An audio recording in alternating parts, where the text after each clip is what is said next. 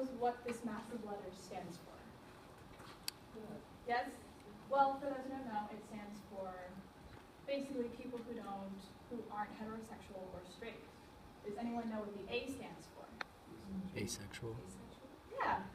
I was really worried you were going to say allies, which is a common misconception that the A stands for allies, who are support of people who are in the spectrum that applies here. The A actually stands for 3 different things: aromantic, asexual, and agender. An aromantic person is a person who experiences little to no romantic attraction with others. This is a wide spectrum, and it can be from very few romantic attractions to none at all. And there's also people who are agender. They have no gender identity, or they are gender neutral. They just do not conform to either male or female. They just exist.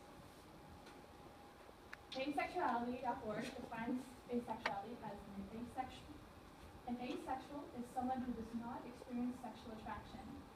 It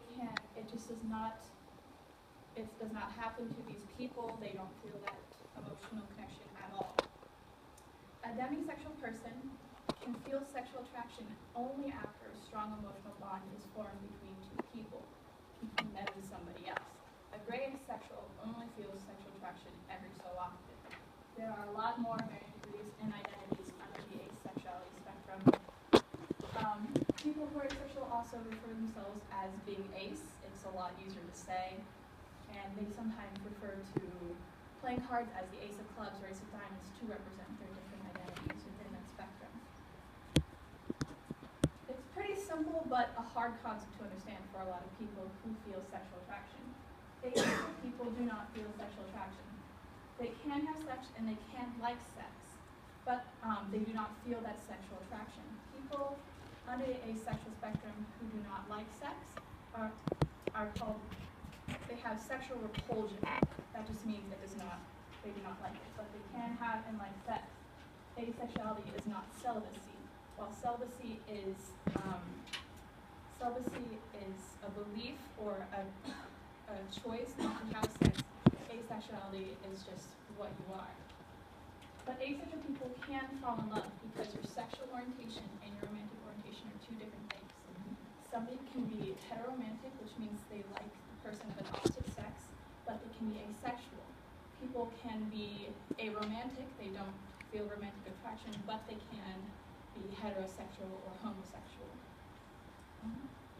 So they can still get married, and it's a common misconception that asexual people have to marry asexual people. There are couples of very different identities and so on.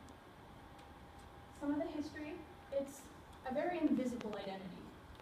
One of the earliest documentations is by Magnus Hirschfeld in 1896. He wrote a pamphlet called Sappho and Socrates. In it, he wrote, there are individuals who are without any sexual desire, and then he moves on. He just says, that's it, I don't care. Now, in 1948 through 53, Alfred Kinsey from now the Kinsey Institute did a study on sexual attraction. Are you okay? On sexual attraction. He wanted to see how people who are asexual differ from people who are homosexual. Now, in this line, it goes from 0 to 6, 0 being the most heterosexual and 6 being the most homosexual. Now, there are people who didn't fit in this. He labeled them as X, as having no sexual reactions at all. He said, these people are here, moving on. The next slide, please. So as we continue in history, Myra Johnston wrote an essay in 1977 labeled Asexual and Autoerotic Women, two indivisible groups. Now, autoerotic people are people who do feel that sexual drive, but they prefer to take care of it themselves. In her essay, she discussed how these people are left behind by the sexual revolution and the feminist movement. These are 2 movements I'm very supportive of, but sometimes there are instances where you're so pro-sexual, you're anti-people who do not have sex or feel that desire. So that brings us to today with asexuality.org. It was founded in 2001, and their mission statement is as follows. The Asexual Visibility and Education Network, or AVEN, was founded in 2001 two distinct goals: creating a public acceptance and discussion of asexuality and facilitating the growth of the asexual community. Today is the world's largest community of asexual people, and it has a lot of information to learn and discuss about what you feel or what you don't feel, and it's a good resource for families. It was created by David J., who is the current webmaster and an asexual activist. He also appeared in the 2011 documentary Asexual. It's on Netflix. I don't recommend watching it if you want to learn more about asexuality as itself. It's more of a documentary on David J. himself because the director was not asexual himself. Here are some people who've been documented as asexual: Tim Gunn and Morrissey from the Smiths. Tim Gunn was not from the Smiths, I'm sorry. Nikola Tesla and Emily Bronte are assumed to be asexual through their lifestyle, but it wasn't known back then, so we can only assume. So why is visibility for these people important? In her essay, Johnson wrote they are impressed by a consensus that they are non-existent. Though Anthony Bogart just did a recent study on asexual people, and he has estimated it for them to make up 1% of the population. That seems like a small number, but that is more people than live in the United Kingdom today. So why is it still invisible? Why are there few people? It's back to what Johnson says. People don't believe that asexual people exist, and it's hard for people to identify as asexual because you don't feel that, you don't know it's not there. Oh, my title's got off. This is the flag for asexuality. The black represents asexuality. The gray is for the gray A and demisexuals. White is to represent all sexuality, and purple is the community.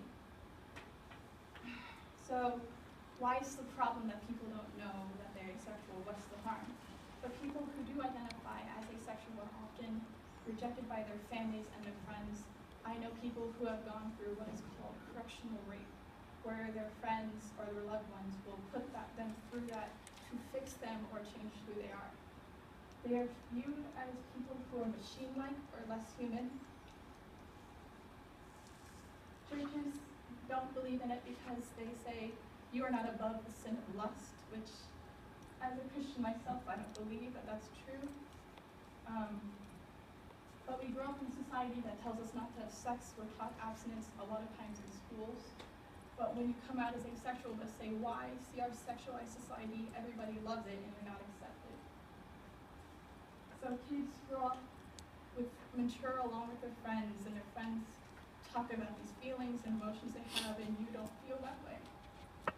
And you feel broken.